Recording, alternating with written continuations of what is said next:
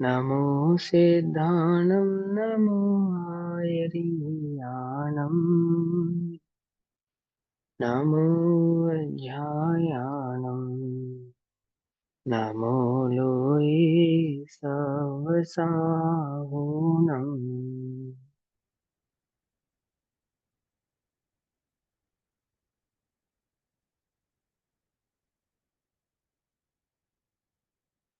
मङ्गलं भगवान् वीरो मङ्गलं गौतमोगणी मङ्गलं कुन्दकुन्दार्द्यो जैनधर्मोऽस्तु मङ्गलम्। सर्वमङ्गलमाङ्गल्यं सर्वकल्याणकारकम् प्रधानां सर्वधर्माणां जैनं जयतु शासनम्। सर्वव्यापीकचेद्रूप स्वरूपाय परात्मने स्वोपलब्धि प्रसिद्धाय ज्ञानानन्दात्मने नमः।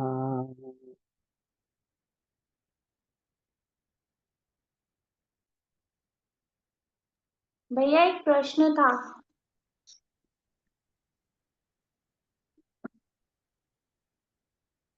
दीदी बोलो, क्या प्रश्न है? जैसे हम ये कहते हैं कि एक समय की पर्याय अपने परिणामों का कर्ता और भोक्ता नहीं होती, क्योंकि है एक क्या समय में कहते जो हैं? एक समय की पर्याय अपने परिणामों का कर्ता और भोक्ता नहीं होती। एक एक विवक्षा से ये कहते हैं और एक विवक्षा से ये कहते हैं कि एक ही समय की पर्याय अपने परिणामों का कर्ता और भोक्ता दोनों होती है। कैसे लगेंगे दोनों? एक समय की पर्याय अपने परिणाम का कर्ता भोक्ता नहीं होती। मैं तो ये बात ही नहीं समझा, ये मतलब किस आधार से कहाँ आती, मतलब? गुरुजी के प्रवचन में आज आया हुआ है, मैं आपको क्लिपिंग भेजूंगी, फिर मैं पूछूंगी। हाँ, पहले बात पूरी हो ना, तभी समझ में आएगी ना किस अपेक्षा से क्या बात कही जा रही है। तभी तो कही जा सकती है, ऐसे तो नहीं कही जा सकती है ना। हाँ।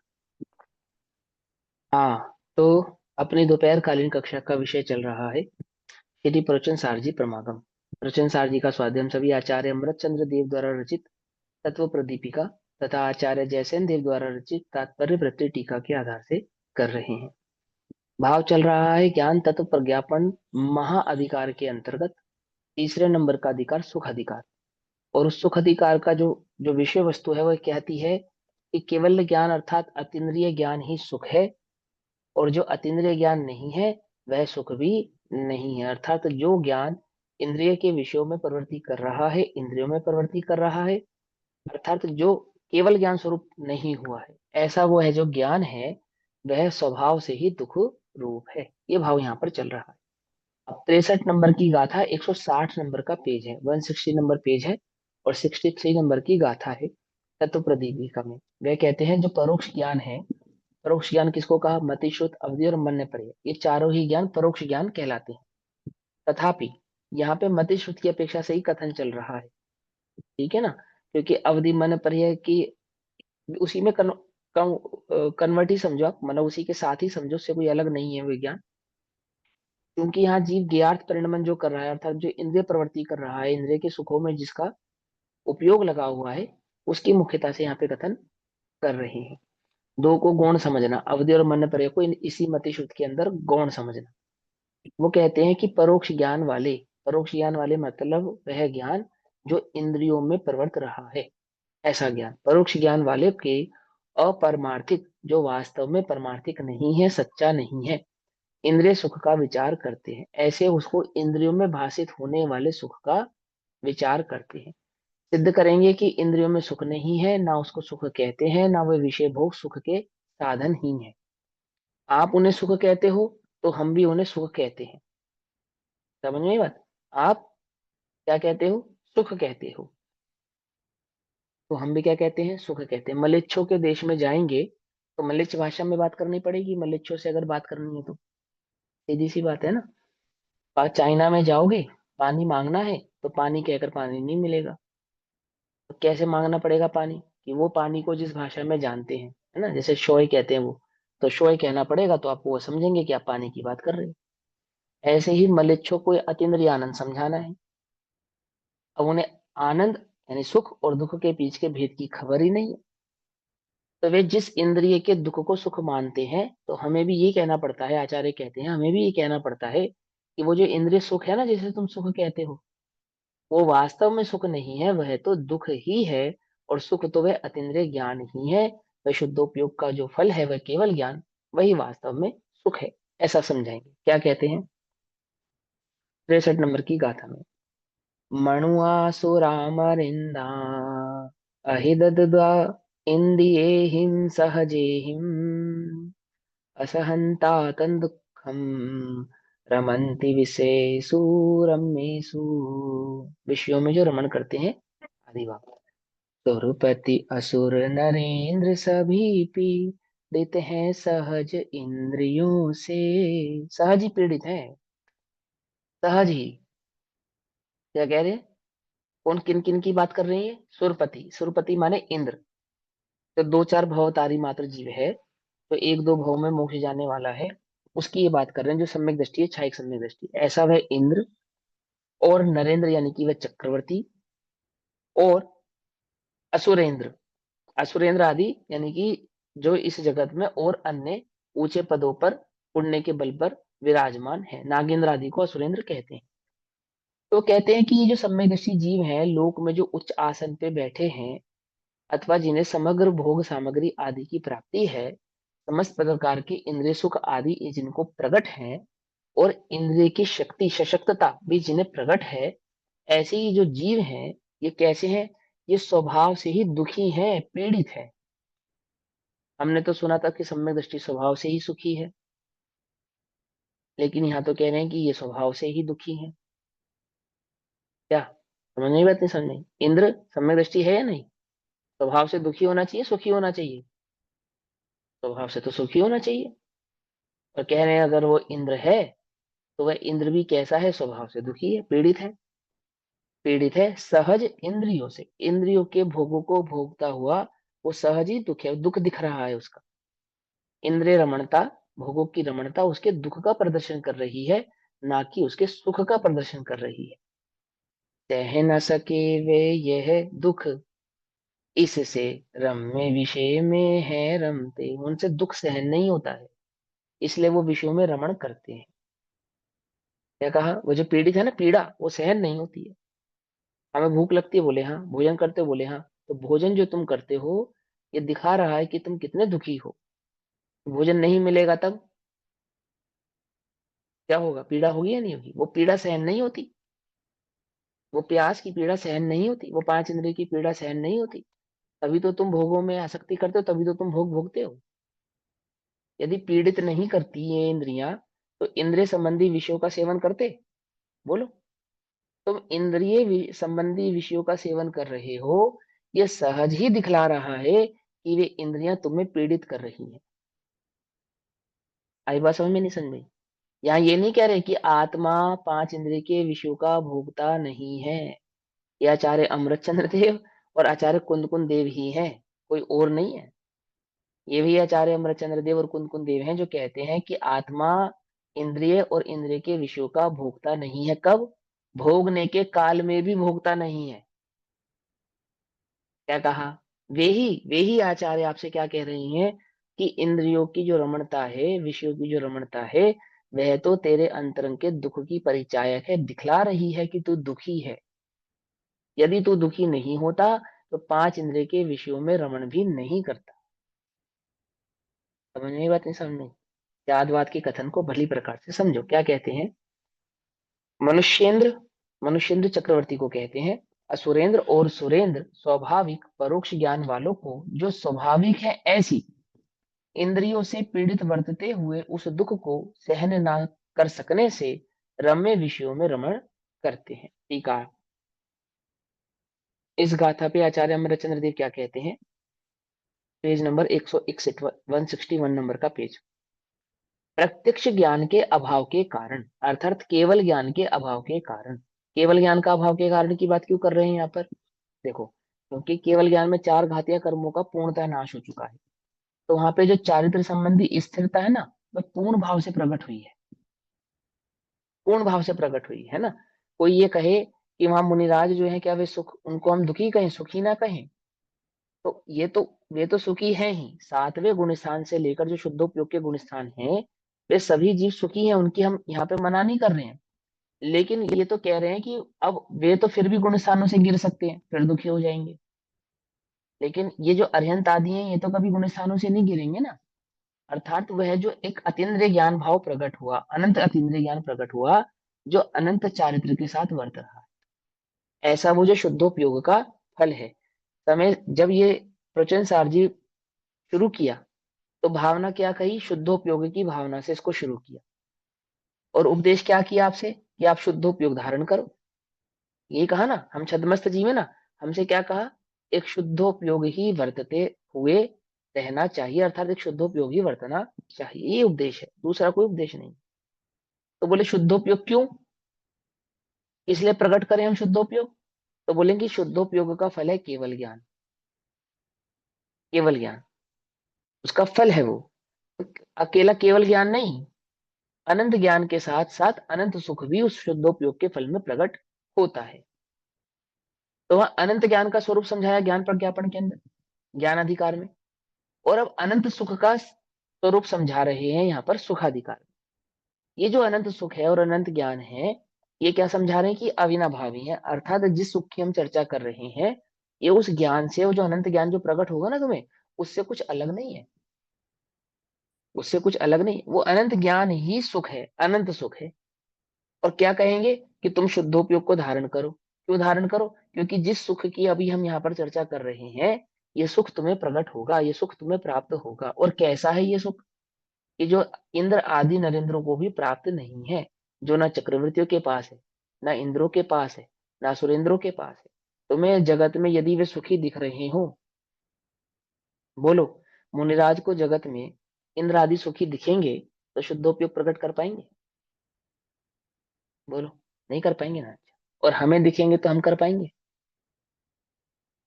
क्या? समझ में आई बात? नहीं समझ? मुनिराज को अगर वे सुखी दिखेंगे, पांच इंद्रिय के विषयों को भोगते हुए जी, तो वे शुद्धोपयोग प्रकट नहीं कर पाएंगे। और हमें दिखेंगे तो क्या हम शुद्धोपयोग प्रकट कर पाएंगे? क्या हम आत्मा अनुभव कर पाएंगे? क्या हम आत्मा की दमनता कर पाएंगे? अब हमारे चित्त में तो भाव यही बैठा ही रहेगा कि सुखी तो नरेंद्र है, सुखी तो चक्रवर्ती है, सुखी तो इंद्र है। वे कह रहे हैं वे तो दुखी हैं। तुम किस आधार से सुखी मानते हो? विषयों के सेवन से? ओहो, वे तो दुख की ही परिचायक है। उनसे तो दुखी दिखाई दे रहा है, सुख कहाँ दिखाई दे रहा है? पकड़ में ही बात नहीं? पकड़ में देखो क्या कहते हैं, समझना बड़े ध्यान से। प्रत्यक्ष ज्ञान के अभाव के कारण, उस केवल ज्ञान के अभाव के कारण, अब जो ज्ञान विद्यमान है, तो कौन सा ज्ञान विद्यमान है? तो जो ज्ञान तुम्हें विद्यमान है, इस ज्ञान का नाम है परोक्ष ज्ञान। ठीक। परोक्ष ज्ञान का आश्रय लेने वाले, अब हमारा परोक्ष ज्ञान तो कैसा है? हमारा परोक्ष ज्ञान तो बहुत सीमित है। हमारा जो क्षेपशम ज्ञान है, वो तो बहुत लिमिटेड, बहुत ज्यादा लिमिटेड, सीमित है। इन जिनसे तुलना कर रहे हैं ना, जिस परोक्ष ज्ञान से तुलना कर रहे हैं, उनका परोक्ष ज्ञान भी गजब का है। क्या कहा? जैसे इंद्र, तो इंद्र के पास कितना ज्ञान है? आगम की अपेक्षा से भी देखो आप, तो कितना ज्ञान है उसके पास? कि वो पूरे अंगों का पाठी है, संपूर्ण अंगों का पाठी है ना, द्वादशांग का पाठी। और अवधि ज्ञान भी है उसके पास, है ना। और जगत में ऐसा तो नहीं कि उसको स्कूल जाके ज्ञान प्राप्त करना पड़ेगा, कॉलेज जाके ज्ञान प्राप्त करना पड़ेगा, ऐसा भी नहीं। कितनी रिद्धियों का मालिक है, जो चाहे सो प्रकट हो जाता है। और सारा वैमानिक देवलोक, सिर्फ वैमानिक नहीं, चारों ही निकाय के देवलोक अधीनस्थ हैं उसके, आज्ञा करता है वो। इंद्र का जो हाथी होता है ना, हाथी, ऐरावत हाथी, वो कौन होता है? वो भी एक देव होता है। और इंद्र की आज्ञा से उसे क्या बनना पड़ता है? हाथी बनना पड़ता है। देवलोक में तिरंच नहीं होते? क्या कहा? देवलोक में क्या नहीं होते? तिरंच नहीं होते देवगति में। तो तिरंज गति में ऐरावत हाथी कहाँ से आ जाता है? कि इंद्र की ही आज्ञा से एक देव उसका क्या बन जाता है? हाथी बन जाता है। समझ में बात? नहीं समझ? ऐसा स्वरूप है वहां पर। तो क्या कहते हैं कि प्रत्यक्ष ज्ञान के अभाव के कारण परोक्ष ज्ञान का आश्रय लेने वाले, परोक्ष ज्ञान का आश्रय लेने वाले इन प्राणियों को, जिनकी अभी हमने चर्चा करी, तीन के नाम लिए ना, उत्तम उत्तम, लोक में, देवों में जो उत्तम है, असुरों में जो उत्तम है, और मनुष्यों में जो उत्तम है, उनके जो भोग आदि सामग्री प्राप्त है। प्राणियों को उनकी परोक्ष ज्ञान की सामग्री रूप इंद्रियों के प्रति निज रस से मतलब स्वभाव से ही, स्वतः ही, इंद्रियां कैसी हैं? स्वभाव से ही, स्वतः ही पांच इंद्रिय के विषयों के सेवन की ओर जाने वाली हैं। सिखाना नहीं पड़ेगा किसी भी इंद्री को। आपको ये नहीं बतलाना पड़ेगा कि ये तेरा सुख है। आंख को आपको ये नहीं बताना पड़ेगा ये देखना तेरा सुख है। कान को आपको ये नहीं बताना पड़ेगा ये सुनना तेरा सुख है। रसना को आपको ये नहीं बताना पड़ेगा कि आमुक पदार्थ को चखना तेरा सुख है। और स्पर्शन को आपको नहीं बताना पड़ेगा क्या कि कोजीनेस फील हो, आदि आदि भाव हो, है ना, ये तेरा सुख है। स्वभाव से ही ये इंद्रियां कैसी हैं? अपने अपने विषयों के तरफ ढुलने वाली हैं, उसकी ओर जाने वाली हैं, स्वभाव से ही जाने वाली है। निज रस, आत्मा वाला निज रस नहीं, क्षण भर निज रस को पी चेतन, मिथ्या मल को धो देता, ये उस निज रस की बात नहीं चल रही है। यहाँ तो इंद्रियों के निज रस की बात चल रही है कि इंद्रियां अपने स्वभाव से ही अपने विषयों की ओर जाने वाली हैं। इन्हें बुलाने की कोई आवश्यकता नहीं है, आप वो आप ही जाती हैं। तो कहते हैं समग्र सामग्री रूप इंद्रियों के प्रति विनिज रस से स्वभाव से ही मैत्री वर्तती है। इंद्रियों की और इंद्रियों के अपने विषयों के साथ स्वभाव से ही क्या वर्तती है? मैत्री वर्तती है। उन इंद्रियों के प्रति मैत्री को प्राप्त उन प्राणियों को, अब जिन्हें उन इंद्रियों से मैत्री है, जिन जीवों को इंद्रियों से मैत्री है, इंद्रियों का स्वभाव कैसा है? अपने विषय की ओर जाना, ये इंद्रियों का स्वभाव है। और जिन जीवों की उस इंद्रियों में आसक्ति है, अर्थात उस इंद्रियों में एकत्वपना है, या उन इंद्रियों में जो अस्थिर हुए बैठे हैं। कोई ये कह सकता है ना कि इंद्रों को एकत्वपना नहीं है, चक्रवर्ती को एकत्वपना नहीं है, क्योंकि वे तो सम्यक दृष्टि है। कैसी बात करते हो भैया? सम्यक दृष्टियों को तो इंद्रियों में एकत्व नहीं है। लेकिन एकत्र नहीं होने पर भी इंद्रियों में अस्थिर परिणाम तो है ना। इंद्रियों के भोग सुखकर तो लगते हैं ना। इंद्रियों की प्रवृत्ति तो है ना। समझे नहीं समझे? तो क्या कहते हैं? इंद्रियों के प्रति मैत्री को प्राप्त, उन्हें इंद्रियों से मैत्री तो है ना। यदि इंद्रियों से मैत्री नहीं होती तो इंद्रियों को सुख लगने वाले वे साधन उनका संयोग क्यों करते? बोलो। फिर तो छल ग्रहण करने वाली बात है कि पुरुषार्थ सिद्धि उपाय में समझाया आचार्य देव ने। वो ये कहता है कि मैं पांच इंद्रिय के विषयों का सेवन तो करता हूं, परंतु आसक्ति से नहीं करता हूं। क्या कहा? मुझे उसमें आसक्ति कुछ नहीं है, वो तो सहज है। सहज है। समझ में आई बात है? समझे? तो ऐसा नहीं है। बोले ऐसा नहीं। अप्रासुक वस्तु का ग्रहण तो राग भाव से, राग की तीव्रता से तो होता ही है, परंतु प्रासुक वस्तु का ग्रहण भी राग के बिना हो सकता नहीं। पकड़ में ही बात नहीं? पकड़ में। वीतराग भाव कैसा है? वह तो स्वस्थिर भाव है, स्वभाव में स्थिर रहने वाला है। पर आसक्त, पर में प्रवृत्ति करने वाला वह वीतराग भाव नहीं है। ध्यान से समझना बहुत। तो क्या कहते हैं कि वे जो प्राणी हैं जिन्हें इंद्रियों के प्रति मैत्री है, वे मैत्री को प्राप्त उन प्राणियों को उदय प्राप्त महामोह रूपी काल अग्नि ने ग्रास बना लिया है। क्या किया? उन्हें मोह ने, अज्ञान ने, उन्हीं के अज्ञान ने इसको उदय माने अज्ञानता के मोह के उदय से वो क्या हो गए हैं कि वे काल अग्नि यानी कि अपने मरण भाव को ही, जैसे किसी ने ग्रास बना, जैसे काल क्या करता है, मृत्यु क्या करती है? ग्रहण कर लेती है, जीवन को ग्रहण कर लेती है लोक में। ऐसे ही उस मोह रूपी जो प्रकट हुआ मोह, उसने क्या करा कि इन सम्यक दृष्टि जीवों को भी, सम्यक दृष्टि थी ना ये, इन्हें भी क्या कर दिया? उस मोह में लिप्त कर दिया है, अर्थात उस पांच इंद्रिय के विषयों में आसक्त कर दिया है ना। ऐसा उपमा अलंकार देकर कहा। वास्तव में तो वह जीव का स्वयं का अज्ञान और वह स्वयं की अपनी स्वयं की अस्थिरता है। फिर क्या कहते हैं? इसलिए उस मोह मोह में आसक्त होने के कारण उनकी स्थिति कैसी हो गई है? बोले जैसे तपते हुए लोहे की स्थिति होती है। तो बोले तपते हुए लोहे की क्या स्थिति होती है? बोले तपते हुए लोहे को पानी में डालो तो चारों ओर से पानी को ग्रहण करता है, बिल्कुल तेजी से पानी को ग्रहण करता है। क्या करने के लिए? स्वयं को ठंडा करने के लिए। समझने बात नहीं समझी? लोहा क्या करता है? लोहा पानी में जाता है तो पानी को, जो पानी गर्म होता है, उबलता है, भाप बनता है, वो सब लोहा नहीं चाहता कि पानी में क्या हो रहा है क्या नहीं, वो तो अपने को ठंडा करना चाहता है। और अपने को ठंडा करने के लिए वो क्या करता है, चारों तरफ से पानी को ग्रहण करता है। उदाहरण दिया उन्होंने। तो बोले जो इंद्रियों के आसक्त जीव हैं, वे पांच इंद्रिय के विषयों को कैसे सेवन करते हैं? जैसे वो त्वक्त लोहा सर्व ओर से पानी को ग्रहण करता है, ऐसे ही वे परोक्ष ज्ञानधारी इंद्रियों से ममत रखने वाले जीव सभी प्रकार से इंद्रियों के विषयों को ग्रहण करने का प्रयास करते हैं।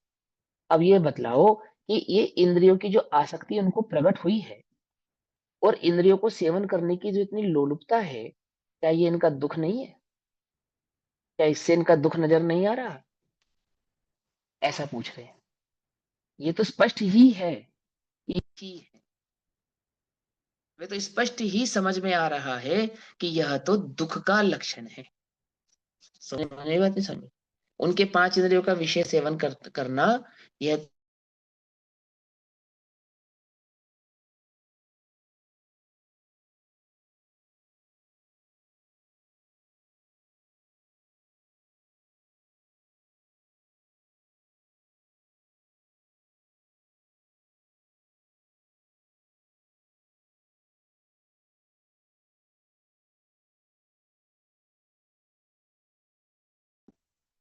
तो क्या कहते हैं? जैसे गरम किया हुआ लोहे का गोला पानी को शीघ्र ही सोख लेता है।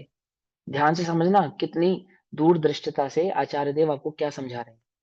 जैसे गरम किया हुआ लोहा, तपता हुआ लोहा पानी को हर होर से ग्रहण करता है, ऐसे ही इंद्रिय के विषयों में आसक्त जो जीव है अथवा जो इंद्रियों को अपना मानकर बैठा है, ऐसा वह जीव है, वह क्या करता है कि वह सर्व ओर से पांचों इंद्रियों का सेवन करने का प्रयास करता है, चाहे फिर वो इंद्र ही क्यों ना हो, वह चक्रवर्ती ही क्यों ना हो, है ना। अत्यंत तृष्णा उत्पन्न हुई है। क्या हुआ है? अत्यंत तृष्णा उत्पन्न हुई। और तृष्णा किसकी द्योतक है, किसकी सूचक है? सुख की या दुख की? तो दुख की सूचक है। उस दुख के वेग को सहन ना कर सकने से उन्हें, इन्हें, उस चक्रवर्ती को, उस इंद्र को, उस असुरेंद्र को, उसकी बात कर रहे हैं, उसे, हमें नहीं, हमें नहीं, है ना, हमारी नहीं कर रहे ना। कि भैया हम तो अकर्ता है, अभोक्ता है, हमारी थोड़ी कर रहे हैं। समझना, बड़ी बात को ध्यान से समझना बहुत। कि हम तो अभोक्ता है, हम तो भोग के काल में अभोगी हैं। ये बात तो सच्ची है, झूठ नहीं है। तो ये किसकी बात चल रही है? ये तो उस इंद्र की बात चल रही है जिसके पास वो भोग आदि सामग्री उपलब्ध है। उस चक्रवर्ती की बात चल रही है जिसपे वह भोग आदि सामग्री सामर्थ आदि उपलब्ध है, हमारी थोड़ी चल रही है। हम तो सुखी हैं, स्वभाव से ही सुखी। क्यों? है ना? नहीं है? स्वभाव से सुखी नहीं हम? आचार्य तो कहते हैं हम स्वभाव से सुखी है, कि हैं, हम स्वभाव से सुखी हैं। ऐसा होने पर भी, क्या कहा, ऐसा होने पर भी उस दुख के वेग को सहन न कर सकने से उन्हें, उन्हें, उन्हें माने हमें, हमारी ये स्थिति है या नहीं, उन्हें व्याधि का प्रतिकार के समान, जैसे रोग का प्रतिकार करते हैं, तो क्या करते हैं? औषधि ग्रहण करते हैं, सीधी सी बात। जो रोग हो उस रोग के हिसाब से आप औषधि ग्रहण करते हैं। चोट लगे तो मल्हम लगाते हैं, है ना। बुखार आदि हो जाए तो उसके हिसाब से काढ़ा आदि उसका सेवन करते हैं। अथवा अन्य प्रकार की व्याधि हो जाए तो उस प्रकार का सेवन करते हैं। जल जाने पर क्रीम लगाते हैं, चोट लग जाने पर अन्य प्रकार की दवाइयां लगाते हैं, अथवा अन्य अन्य प्रकार के रोगों पर नाना प्रकार के उपचार करते हैं या नहीं करते? इसी ही प्रकार उस व्याधि का, वो पांच इंद्रिय के विषयों की जो इच्छा है, ऐसे रोग का उपचार करने के लिए वे पांच इंद्रिय के विषयों का सेवन करते हैं। और आप कहते हो कि वे सुखी हैं, इंद्रिय उनके सुख है, इंद्रों के सुख है, चक्रवर्ती के सुख है। अरे हमें तो उनकी पांच इंद्रियां और उसके विषय दुख के सिवा और कुछ दिखाई देते नहीं है, है ना। हम लोक में किसी जीव के सुख की कल्पना कैसे करते हैं? कि उसके पांच इंद्रिय के विषयों के सामग्री के आधार से। वे कहते हैं ये आधार, वो जो जो उसको प्राप्त सामग्रियां हैं, वह तो उसके दुख को दिखलाने वाली है, ना कि उसके सुख को। आई बात समझ में? ठीक, तो क्या कहते हैं, देखो, उस दुख के वेग को सहन ना कर सकने से उन्हें व्याधि के प्रतिकार के समान, व्याधि माने रोग, रोग के प्रतिकार के समान, रोग में थोड़ा सा आराम जैसा अनुभव कराने वाले उपचार के समान। मालूम कैसा? अपना हाथ जल जाता है ना, तो हम पानी में डालते हैं, डालते हैं, तो कितनी देर जलन कम लगती है हमको? अनुभव किया कभी?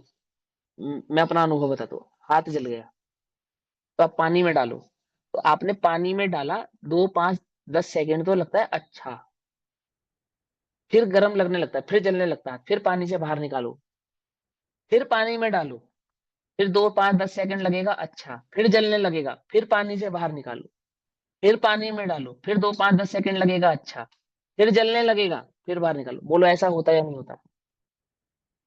ऐसा ही होता है। जब जलन होती है ना, जब जल जाती है, स्किन जल जाती है हमारी, तो ऐसे पीड़ा करती है, वो ऐसे पीड़ित करती है। क्या कहते हैं, वो जो 5 इंद्रिय की विषयों की पीड़ा है, वो कैसी है? वो वैसे जलने का वो बार बार आप पानी में डालते हो, लेकिन वो कितनी देर शीतलता लगती है उस पानी की? ज्यादा देर नहीं लगती। फिर बाहर निकालते हैं, फिर डालते हैं, फिर निकालते हैं, फिर डालते हैं। ऐसा बार बार करते हैं तो अच्छा लगता है, या फिर उसको ठंडा ठंडा लगे, ऐसा कुछ उपचार करते हैं। और कितनी देर उसमें जलन कम होती है, कि जितनी देर वो ठंडा ठंडा रहता है, उतनी उतनी देर अच्छा लगता है, और फिर उसके बाद फिर जलने लगता है। ऐसा होता नहीं होता है? तो क्या कहते हैं, कि उसी ही प्रकार रोग में थोड़ा सा आराम जैसा अनुभव कराने वाले उपचार के समान। कैसा उपचार? जिसने रोग में आराम तो दिया, परंतु कैसा आराम दिया? थोड़ा सा आराम किया। फिर वो उपचार क्या करना पड़ता है? रिपीट करना पड़ता है। और कब तक रिपीट करना पड़ता है? बोले जब तक वह रोग रहता है, तब तक उसे रिपीट करना पड़ता है, बार बार रिपीट करना पड़ता है। चंदन भी तुम घिस के लगा लो, तो कितनी देर ठंडा रखता है? हम्म कुछ समय पश्चात फिर वो पुराना चंदन हटा के फिर नया चंदन लगाना पड़ता है, फिर हटा के फिर नया लगाना पड़ता है, फिर हटा के फिर नया लगाना पड़ता है। ऐसा होता है नहीं होता है? क्या है, कि थोड़ा सा, रोग में जो थोड़ा सा आराम करे, अब वो वास्तव में आराम नहीं है। समझे या नहीं समझे? कि भैया थोड़ा सा तो मिला ना, मिला नहीं मिला थोड़ा सा? है, अभी आगे समझाएंगे तुम्हें वो थोड़ा सा कैसा मिला। देखो ध्यान से, क्या कहते हैं, अनुभव कराने वाले उपचार के समान रम्य विषयों में रति उत्पन्न होती है, अर्थात उन विषयों में रमण करने का परिणाम उत्पन्न होता है। इसलिए इंद्रियां व्याधि समान होने से, इंद्रियां रोग के समान होने से, व्याधि माने रोग के समान होने से, और विषय व्याधि के प्रतिकार समान होने से, अर्थात उस रोग का उपचार ऐसा होने से, छदमस्तों के पारमार्थिक सुख नहीं है। छदमस्त जीव को वास्तव में तो सुख नहीं है, ये कह रहे हैं। पारमार्थिक सुख नहीं है मतलब सच्चा सुख नहीं है। फिर इंद्र को भी नहीं है कि नहीं? तो इंद्र को भी जो हम सुखी कहते हैं, वो उसके 5 इंद्रिय विषयों के आधार से नहीं कहते। हम किसी भी ज्ञानी जीव को जो सुखी कहते हैं, वो उसके अतीन्द्रिय ज्ञान और अतीन्द्रिय आनंद के आधार से ही कहते हैं, ना कि उसके इंद्रियों में प्रवृत्ति करने वाले ज्ञान और इंद्रियों में प्रवृत्ति करने पर जो प्रकट होने वाला विषय का भाव है, उसके आधार से। वो तो ज्ञानी को भी, चाहे वे इंद्र ही क्यों ना हो, इंद्र की बात इसलिए कही ना, 2 3 भाव अवतारी जीव है वो, एक भाव 2 भाव में उसको मोक्ष जाना है। चक्रवर्ती कितने भवों में मोक्ष लेगा? 2 4 भव चक्रवर्ती के हैं, कोई बहुत लंबे चौड़े भव तो बचे नहीं। सम्यक दृष्टि है, छायक सम्यक दृष्टि, ज्ञानी है, लेकिन कैसे हैं? यदि इंद्रियों में प्रवर्त रहे हैं तो दुखी है। लेकिन भैया हम ऐसे नहीं हैं, हम तो इंद्रियों में प्रवृत्ति करते हुए भी कैसे हैं, कि हम तो सुखी हैं, है ना, या नहीं? क्योंकि उस इंद्र ने, देखो उल्टा नहीं पकड़ना, व्यंग नहीं कह रहा हूं मैं, पर ध्यान से समझना, उस इंद्र ने, उस चक्रवर्ती ने, उन्होंने समय सारजी नहीं पढ़ा। यदि वे समय सारजी आदि पढ़ते तो उन्हें मालूम चलता, क्या मालूम चलता? कि वो भोग के काल में भी सुख का अनुभव किया जा सकता है, क्योंकि हमने सीखा है। क्या सीखा है? कि 5 इंद्रिय के विषयों के सेवन के काल में भी हम सुखी रह सकते हैं। कैसे रहते हैं हम 5 इंद्रिय के विषयों के सेवन के काल में सुखी? ज्ञाता दृष्टा बनकर रहते या नहीं रहते, बोलो? नहीं, 5 इंद्रिय के विषयों के सेवन के काल में उस 5 इंद्रिय के विषयों के ज्ञाता दृष्टा बनकर हम क्या रहते हैं? हम सुखी रहते हैं। ऐसा मंतव्य वहां आचार्य देव का नहीं है। एक चीज वहां तो है ना, मुझे ध्रुव स्वभाव के। जैसे अपन भोजन बनाते हैं कहीं जल जाते हैं और भोजन में जब अपना उपयोग लगा रहता है तो वो जलन महसूस नहीं होती। हाँ ठीक है। उपयोग फिर उपयोग अपना अगर अंदर है तो फिर इन चीजों से कोई मतलब नहीं। उपयोग जहां नहीं, ऐसा लगेगा नहीं। वहीं से तकलीफ होगी। हाँ, ऐसा है तो कि अज्ञानी, तो ज्ञानी का उपयोग कहाँ लगा है? आत्मा में लगा निरंतर।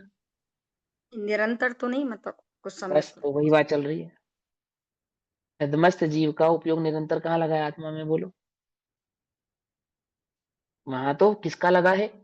अरिहंतों का लगा है, अतीन्द्रिय ज्ञानधारियों का निरंतर लगा है। लोकालोक को जानते हुए भी स्वयं संवेदन भाव निरंतर प्रकट है। फल ग्रहण नहीं करना। माँ श्रद्धा की अपेक्षा से उसको सुखी कहा है, बिल्कुल कहा है। एक कषाय चौकड़ी, दो कषाय चौकड़ी के अभाव रूप उसको सुख की वृद्धि हुई है, उसका निषेध नहीं है, बिल्कुल निषेध नहीं है। पर आचार्य कह रहे हैं, ये कैसा सुख है जिस सुख का वेदन ही नहीं कर पा रहा? खबर तो हो गई सुख की, चख भी लिया, पर निरंतर उसका भोग नहीं कर पा रहा, ये कैसा सुख है? समझ में बात नहीं? समझ में? ऐसा कह रहे हैं। क्या समझा रहे हैं हम आपको? ये समझा रहे हैं कि छल ग्रहण मत करो, कि वहां वो ज्ञानी भी 5 इंद्रिय के विषयों का सेवन करते समय उन 5 इंद्रियों में उपयोगों की प्रवृत्ति करने के कारण दुखी है, सुखी नहीं है। क्योंकि सुख तो सतीन्द्रिय ज्ञान और उस अतीन्द्रिय आनंद का नाम ही है। उससे भिन्न जाति का कोई सुख और उससे भिन्न जाति का कोई अन्य ज्ञान इस जगत में सुख का कारण नहीं है। यदि वे सम्यक दृष्टि जीव है ना, जो जिसको हम भोग के काल में भी सुखी कह रहे हैं, तो भोग के काल में भी सुखी उस कषाय के अभाव के कारण कह रहे हैं, जितनी कषाय उसको अभाव हुआ है। जो सद्भाव है वह उसका दुख रूप ही है। और इसका निराकरण भी समय सार जी ने किया आगे चलकर। आप ऐसे कहते हो, फिर तो जो कषाय चौकड़ी बची है क्या वे दुख रूप नहीं है? तो कहते हैं वहां समझना चाहिए। कैसे समझना चाहिए? कि हम पहले कह चुके हैं, वहां समझो। पहले कह चुके हैं मतलब कहाँ कह चुके हैं? कहाँ कह चुके हैं? यहाँ प्रवचन सार, नियम सार, पंचास्त्री आदि काय भावों में बतला चुके हैं, पुरुषार्थ सिद्धि उपाय आदि में बतला चुके हैं। वहां पढ़ो, वहां समझो। पकड़ में ही मत, नहीं पकड़ में, वहां सीखो। यहाँ तुम्हें बात समझ में आएगी। छल ग्रहण मत करो। ठीक है ना? आगे क्या कहते हैं सुनो। 161 नंबर के पेज पे ही गाथा नंबर जो 63 है, ये तात्पर्य वृत्ति टीका में गाथा नंबर 65 हो जाती है, 65 नंबर की गाथा में कन्वर्ट हो जाती है। अब इसी भाव को आचार्य जयसेन देव समझा रहे हैं, ध्यान से समझना। क्या कहते हैं? अब संसारियों के, अब यहाँ संसारियों की कहने से मिथ्या दृष्टियों की बात नहीं चल रही है। यहाँ तो संसारी कहने का तात्पर्य वह है जिन्हें अनंत आदि अवस्थाएं प्रकट नहीं हुई है, चाहे वे सम्यक दृष्टि है और चाहे वे मिथ्या दृष्टि है, चाहे वे इंद्र और चक्रवर्ती है और चाहे वे असुरेंद्र है। तो असुरेंद्र तो भोग आदि सामग्री समस्त प्राप्त है लेकिन मिथ्या दृष्टि है, ठीक है ना? और लेकिन इंद्र है और चक्रवर्ती है, उन्हें भी भोग आदि समस्त सामग्री प्राप्त है पर भी सम्यक दृष्टि है। पर यहाँ तो तीनों को एक ही कैटेगरी में खड़ा कर दिया ना। ऐसा सम्यक दृष्टि जिसके पास समस्त भोग आदि सामग्री प्राप्त है, और ऐसा मिथ्या दृष्टि जिसको भी सर्व सुख प्राप्त है, सारी इंद्रियों की सामग्री प्राप्त है और सामर्थ्य भी प्राप्त है उनको भोगने की। तो दोनों जीव ले लिए। असुरेंद्र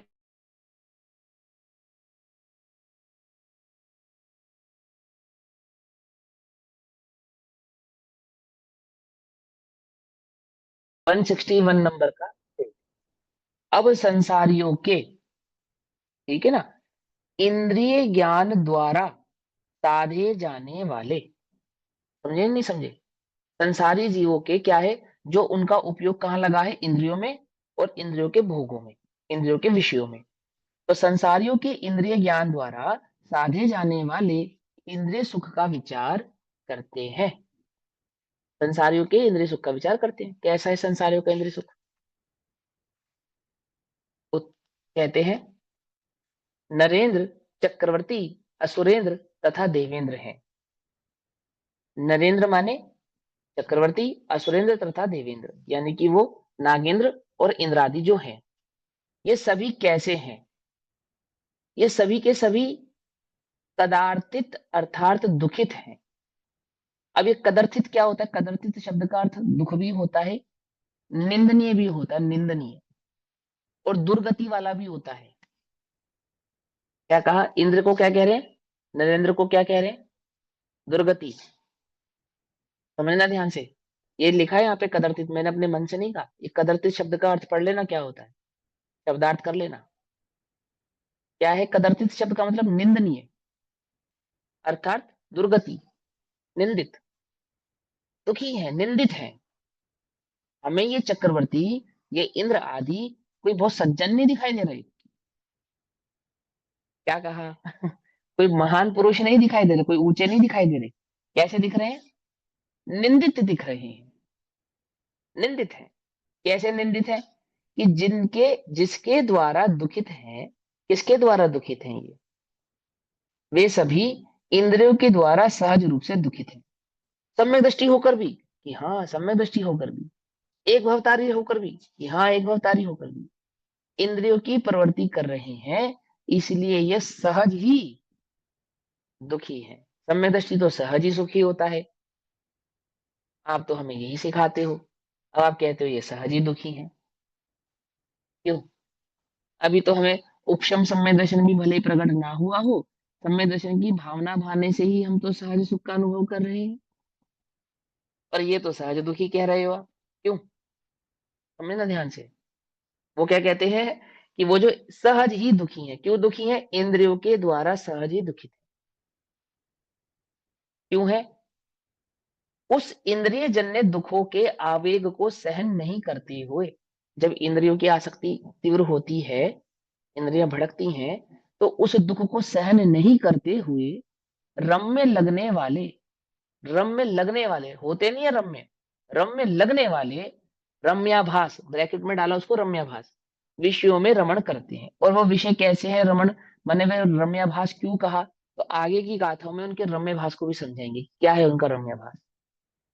और यहाँ क्या कहते हैं? उसमें रमण करते हैं, विषयों में रमण करते हैं। ऐसा कहकर आचार्य देव आपको प्रेरणा दे रहे हैं कि यदि तुम्हें सच्ची आत्मा की भावना है तो इंद्रिय आसक्ति का त्याग करो।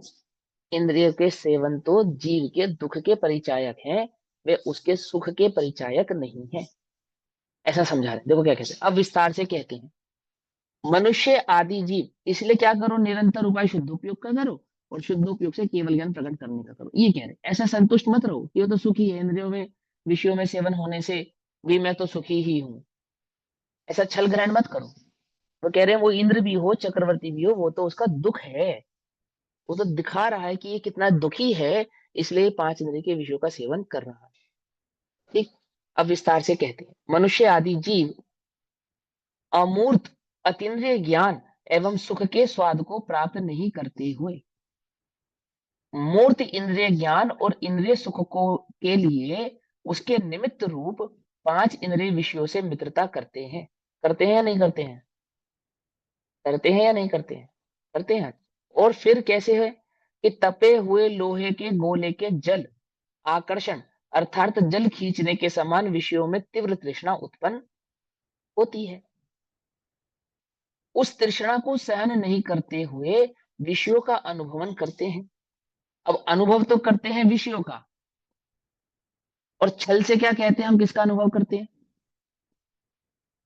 कि हम तो ज्ञान का अनुभव करते हैं भैया, हम तो ज्ञाता हैं, हम तो मात्र जानते हैं।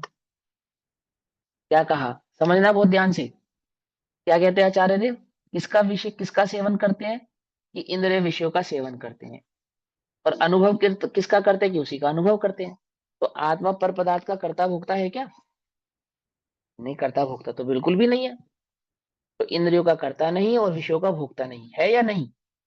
ये नहीं है। तो फिर आप ऐसा क्यों कहते हैं कि वो उनका उसका सेवन भी करते हैं और उसका अनुभव भी करते हैं, और उस अनुभव से वे दुखी भी रहते हैं? क्या आप समझो, जीव अपने अज्ञान का कर्ता होने से, अपने अस्थिर परिणाम का कर्ता होने से, अपने अज्ञान और अपने अस्थिरता का भोक्ता भी है। ठीक। तो यहाँ उसी अपेक्षा से बात कही कि वहां जो इंद्रियों में आसक्ति हुई, सम्यक दृष्टि को भी हुई, और इंद्रियों में प्रवृत्ति हुई, सम्यक दृष्टि को भी हुई, तो वह इंद्रियों की जो प्रवृत्ति है वह उस काल में उस सम्यक दृष्टि जीव के लिए दुख की परिचायक है, दुख का कारण है, सुख का कारण नहीं है। ऐसा समझा रहे कि नहीं भैया वो ज्ञाता होकर भोगता है, ये कह रहे हैं दुखी होकर भोगता है। जैसे वो मिथ्या दृष्टि गर्म लोहा है ना, गर्म लोहा पानी को सोखता है, यह उसके दुख का सूचक है। ऐसे ही उस सम्यक दृष्टि के भी विषयों के भोग उस सम्यक दृष्टि के दुख के सूचक हैं, सुख के सूचक नहीं है। ठीक है ना, वहां श्रद्धा के कथन से यहाँ उपयोग में भ्रष्ट नहीं होना। ठीक, फिर क्या कहते हैं, उसे तृष्णा को सहन नहीं करते हुए, कौन, वे जीव, वो जो नरेंद्र हैं, असुरेंद्र हैं और सुरेंद्र हैं, वे जीव और हम, क्या कहा, समझे, उसे तृष्णा को सहन नहीं करते हुए विषयों का अनुभवन करते हैं। आत्मा का अनुभव नहीं करते, किसका अनुभव करते हैं, विषयों का अनुभव करते हैं। इसलिए जाना जाता है कि पांच इंद्रियां व्याधि रोग के स्थान पर हैं। अर्थात पांच इंद्रियां क्या हैं, ये इंद्रियां तो व्याधि है, व्याधि, रोग है, रोग, और इनके विषय क्या है, कि वे तो रोग के उपचार हैं। समझे या नहीं समझे। अब हम तुम्हें एक ऐसा उपचार बतला रहे हैं जिससे समूल ही रोग का नाश हो जाएगा, और तुम ऐसा उपचार कर रहे हो जो रोग का नाश तो करता नहीं, अपितु रोग को और बढ़ाता है। क्या कहा, समझ में या नहीं समझे। उपचार कैसा है, कि समूल ही नाश हो जाए रोग का, तो समूल ही नाश हो जाए वो तो शुद्ध उपयोग है। और ये कैसा उपचार कर रहे हैं, ये विषयों के सेवन का उपचार कर रहे हैं। ये कैसा है, ये रोग को बढ़ाने वाला है।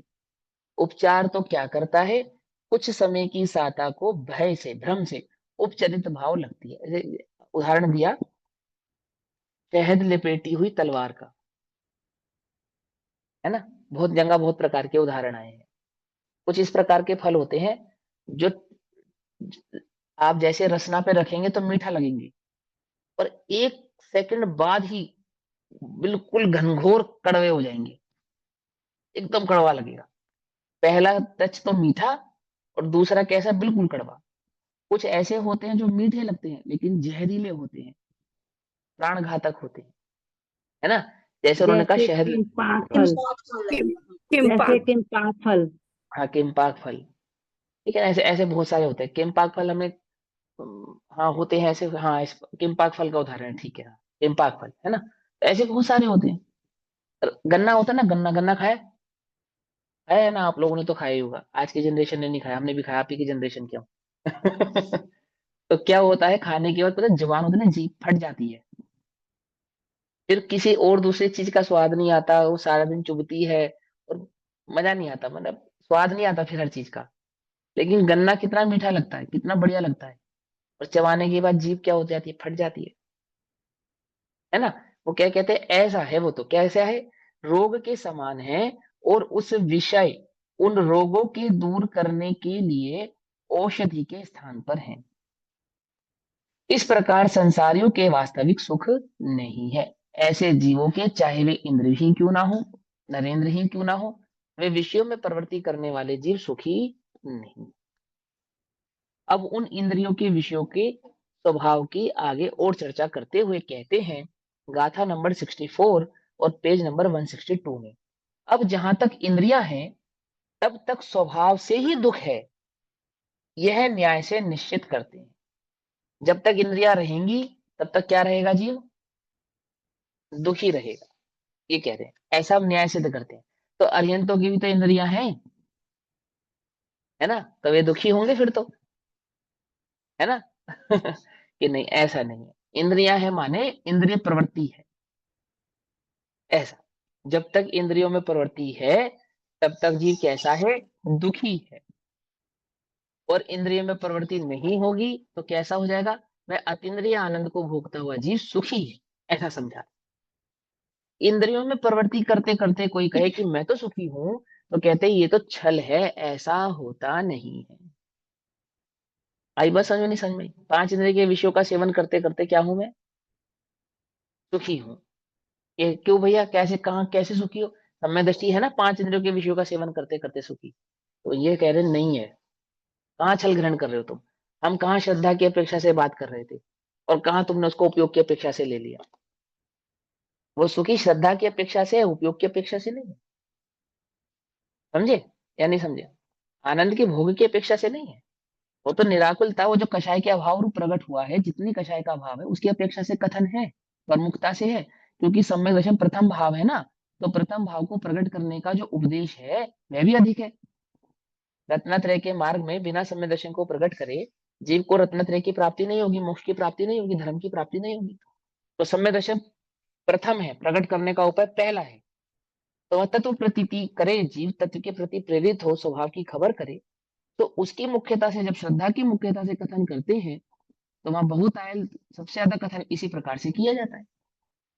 लेकिन जो उस रत्नत्रय के अभेद भाव को भली प्रकार से नहीं समझे हैं, उन्होंने छल ग्रहण किया है, तो उनके छल का निराकरण भी यहाँ पर साथ के साथ किया जाता है। क्या कहते सुनो। जेसिम विषये सुरदी तेसिम दुखम व्यान संभावम जयितं न हि सद्भावं वावारुणक्ति विषयत्थम। जिनको विषयों में रति होती उनको दुख स्वाभाविक हो। हमें विषयों में रति है या नहीं है? कि नहीं भैया हम तो ज्ञाता हैं, विषयों के ज्ञाता हैं। पंडित टोडरमल जी कहते हैं ऐसा नहीं है। सदमस्त के प्रवृत्ति उपयोग से ही होती है, उपयोग के बिना छदमस के प्रवृत्ति होती नहीं है। ऐसा तेरा कहना तो मिथ्या है ना? क्या कहते हैं?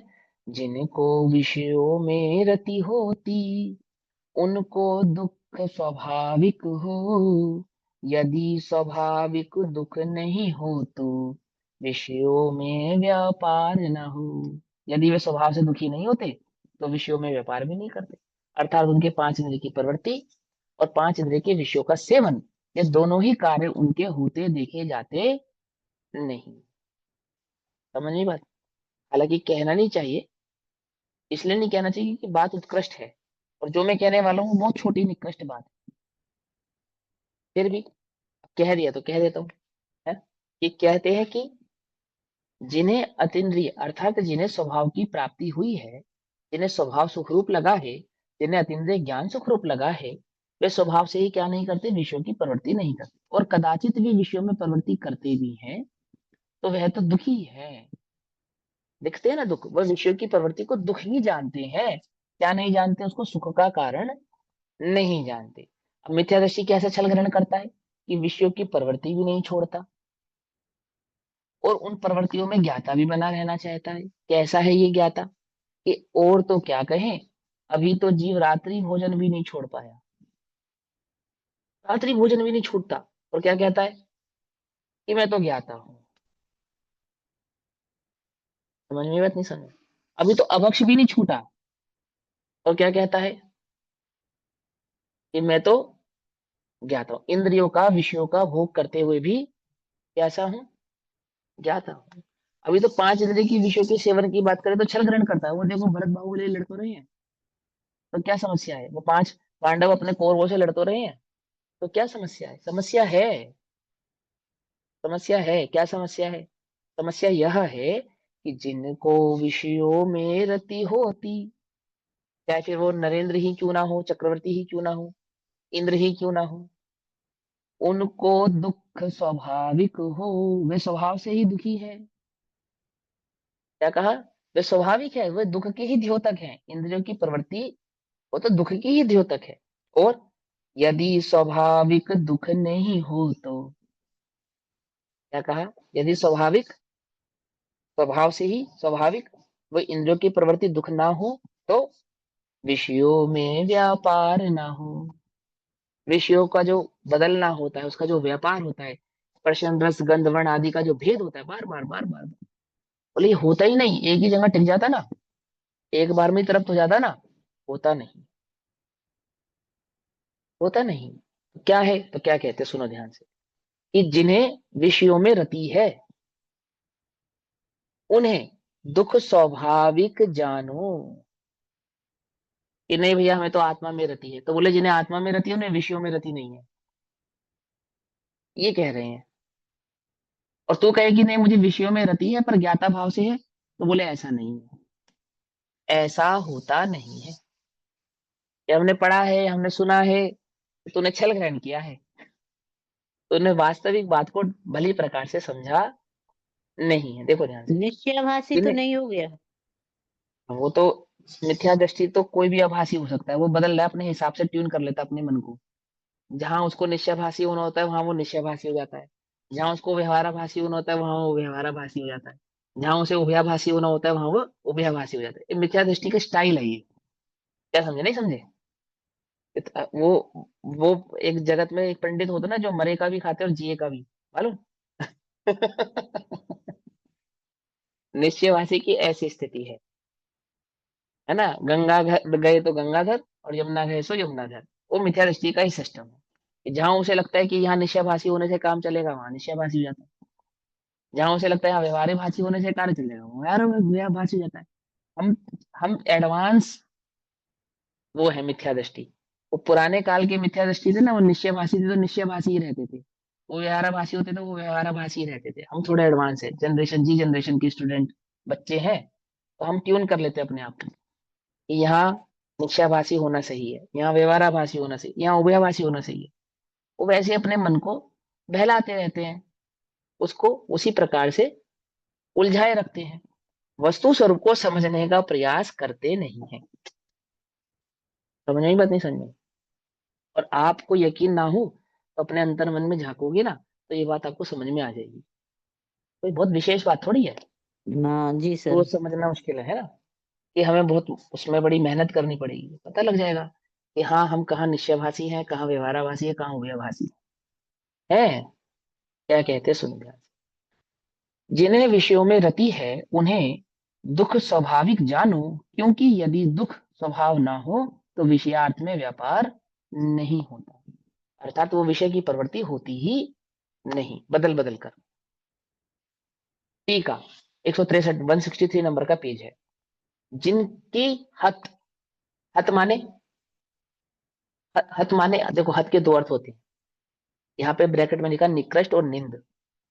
इंद्रियां जीवित हैं, है ना, लेकिन हत का मतलब होता है हत्यारिन।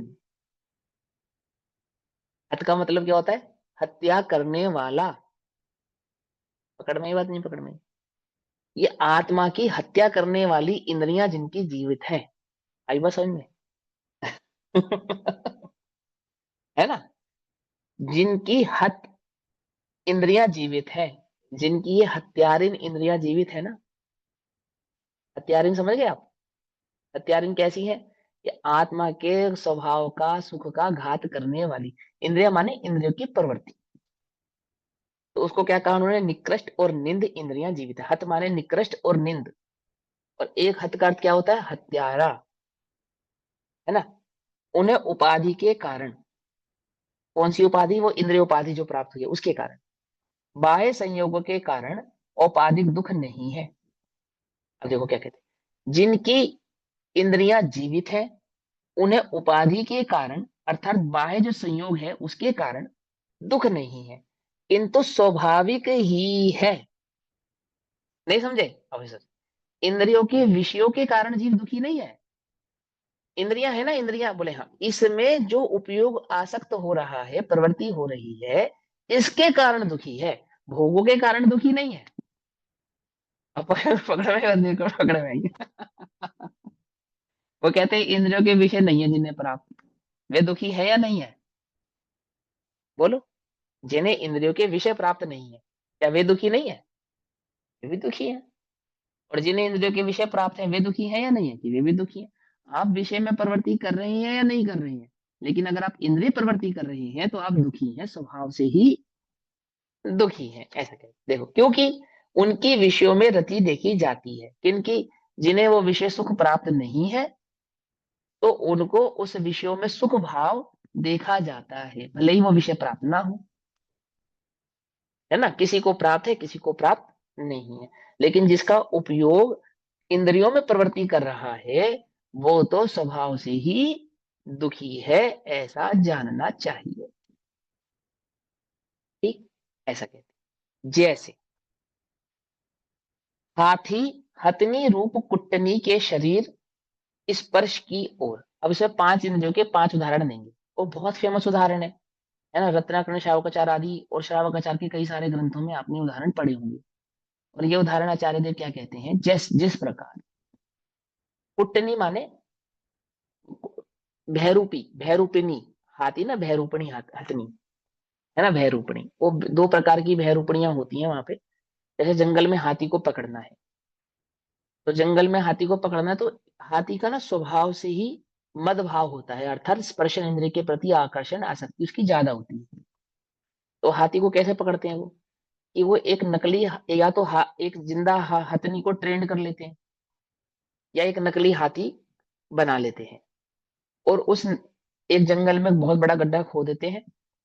आज भी ऐसे पकड़े जाते हैं हाथी। आज भी कोई नई टेक्निक्स नहीं है हाथियों को पकड़ने की। टेक्निक यही है, एक गड्ढा खोदते हैं बड़ा सा, और उसको ढक देते हैं, ऐसे फूल पत्तों से ऐसा ढक देते हैं कि वो सपाट समतल जमीन है। फिर वो हथनी जाती है, लुभा के लाती है हाथी को, वो दौड़ती है, पीछे पीछे हाथी दौड़ता है। तो उसको तो मालूम है कि यहाँ गड्ढा है, क्योंकि वो ट्रेंड है। तो वो गड्ढे से तिरछा होकर निकल जाती है। हाथी को लगता है कि मैं शॉर्टकट मार के जल्दी से पकड़ लूंगा इसे। तो शॉर्टकट के चक्कर में क्या होता है, वो गड्ढे में गिर जाता है। आई, फिर उसको कई दिनों तक भूखा रखती है। हाथी को बहुत दिनों तक भूखा रखते हैं। फिर कोई एक व्यक्ति जाता है, उसको थोड़ा भोजन देता है, फिर थोड़ा भोजन देता है, तो हाथी को ऐसा भ्रम हो जाता है कि ये मेरा मित्र है। क्या भ्रम हो जाता है हाथी को, ये मेरा मित्र है। कौन, वही जिसने गड्ढे में उसको डाल के पकड़ा होता है, वो थोड़ा थोड़ा भोजन देता है। उसी पे हाथी को क्या भ्रम हो जाता है, ये मेरा मित्र है। फिर उसकी हाथी की दोस्ती हो जाती है, फिर वो उसके कहे में कुल मिला के वो टोटल उसका प्रोसेस बेचारे का कैदी वाला हो जाता है। अब यहाँ कहते हैं कि जैसे हाथी हथनी रूपी कुटनी के शरीर स्पर्श की ओर, मछली बंसी में फंसी हुए मांस के स्वाद की ओर। जो मछली का कांटा होता है उसमें छोटा सा मांस का टुकड़ा फंसाते हैं। मछली खाने के लालच में उस मांस के टुकड़े को पकड़ती है, और कांटे से उसका हलक छिद जाता है, और फिर उस कांटे के बल पे उसको बाहर खींच लिया जाता है। भ्रमर बंद हो जाने वाले कमल की गंध की ओर। ठीक है ना। वो भ्रमर कैसे होते हैं, वो मोटे मोटे काले से भ्रमर होते हैं, आपने देखे हो। और वो कमल के फूल की खुशबू से आकर्षित होते हैं, और कमल के फूल में ही बंद होकर मर जाते हैं। पतंगा दीपक की ज्योति के रूप की ओर। समझ नहीं बात। पतंगा जैसे दिया जलाते ना, दिया दिया, तो दिए की ओर वो आकर्षित होकर आते हैं, और दिए की अग्नि में जलकर मर जाते हैं। पतंगे देखें, देखें कैसे होते बताओ, हैं कैसे। काले काले होते हैं, मधुमक्खी से थोड़े से बड़े, मोटे मोटे। वो तो भंवर होते हैं। पतले पतले से होते हैं, मुझे ऐसा फील हो रहा है, ऐसे बिल्कुल। चमकता है पतंगा तो अंधेरे में। हाँ। वो अभी जुगनू, तुम क्या करना, वो जुगनू है, कोई वो बात पतंग नहीं मैं, लाइट के आसपास रहते हैं ना, चारों तरफ बिजली हाँ के हाँ आसपास रहते हैं। वो पतंग दीपक जलाते हैं, तो वहीं पे बहुत छोटे छोटे से, बहुत नन्हे मुन्ने से, जो बहुत हाँ मुश्किल से देखते हैं छोटे। हाँ हाँ हाँ हाँ। अभी तुम्हें पतंगे देखने हो तो क्लास ओवर करने के बाद दर्पण में जाके देखना, समझे। तुम्हें पतंगे दिखेंगे, वो जो चकाचौंध की ओर दौड़ते हैं। क्या कहा, कुछ बात समझ में ही नहीं। वो जो पांच इंद्रिय के विषयों की चमक की ओर दौड़ते हैं, ये जानकर भी कि वे दुख रूप हैं, उनकी प्राप्ति से कदाचित मैं सुखी हुआ नहीं हूं। क्या कहा, कुछ बात समझ में आई या नहीं। वे पतंगा कोई और नहीं, आपका अपना मन है। वो हाथी कोई और नहीं, आपका आपका स्वयं आपका उपयोग है। वो मछली, वो जो बंसी में फंसने वाली मछली है, वो कुछ और नहीं है, आप ही के आपके उपयोग का ही ये नाम है। वो तो प्रतीक है कि वो मछली है, वो पतंगा है, वो हाथी है, ये तो प्रतीक के रूप में कहे हैं। ये किसके प्रतीक है, ये आपके चित्त, आपके चित्त, आपके उपयोग के प्रतीक हैं। ठीक, क्या कहते हैं, गंध की ओर, पतंगा दीपक की ज्योति की ओर, हिरण शिकारी के संगीत के स्वर की ओर दौड़ते हुए दिखाई देते हैं। उसी प्रकार दुर्निवार, अर्थात जिसका निवारण करना बहुत मुश्किल है, ऐसे इंद्रिय वेदना के वशीभूत होते हुए वे लोग वास्तव में, कौन लोग? ये हाथी, भंवरा, पतंगा, मछली, ये लोग, अरे हम वे लोग हैं जिनका 5 चित्त, इंद्रियों से ग्रसित। वे लोग जिनका चित्त, लोग माने वह जीव जिनका चित्त, जिनका उपयोग हाथी के समान, पतंगे के समान, मछली के समान, हिरण के समान, समझे नहीं, भटकता है, दौड़ता है, समझे, जो कि विषयों का नाश अति निकट है, जो कि विषयों का नाश अति निकट है, अर्थात वे विषय क्षणिक हैं, तो भी विषयों की ओर दौड़ते हुए दिखाई देते। बाकी स्वाध्याय यथा समय करेंगे। ओम नमः सिद्धेभ्यः। अभी समय हुआ। हाँ जी सर, एक बात पूछनी कि आपने बोला था कि सिद्ध भगवान में शुद्ध अशुद्ध दोनों पर्याय हैं, ऐसा कुछ बोला था, तो उसका थोड़ा सा कहीं है क्या प्रमाण?